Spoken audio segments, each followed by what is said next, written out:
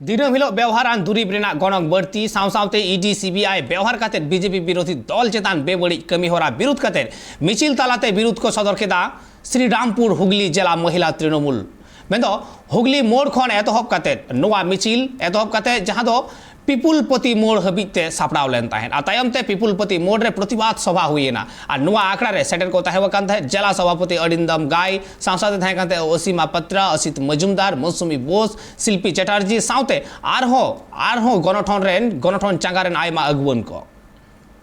राज्य तृणमूल कांग्रेसेर महिला नेत्री चंद्रिमा भट्टाचार्य তিনি ঘোষণা করেছিলেন 25 এবং 26 এই দুদিন মহিলাদের রাস্তায় নামতে হবে। তার কারণ হচ্ছে আজকে সারা ভারতবর্ষে বিজেপি শাসিত রাজ্যে যেভাবে মহিলাদের উপর অত্যাচার হচ্ছে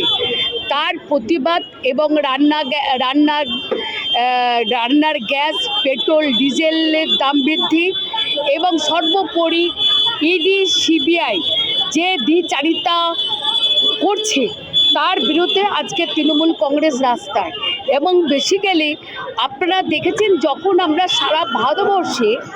৭৬তম স্বাধীনতা দিবস পালন করছি, যে দিন 15ই আগস্ট,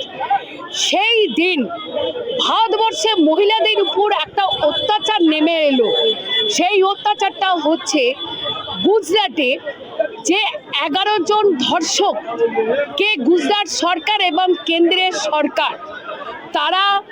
জামিন করে দিল, তাদেরকে জামিন করলো। আমরা বুঝতে পারছি না যিনি ধর্ষণ কেসে 11 জনের যাবজ্জীবন হয়েছিল এবং শুধু ধর্ষণ নয়, বিলকিস বানুকে যে ধর্ষণ করেছিল তার সাথে তার পরিবারকে 7 জনকে মার্ডার করেছিল, সেই 11 জনকে জামিন করে দিল। এইটা হচ্ছে ভারতবর্ষে সবথেকে মেয়েদের উপর আঘাত।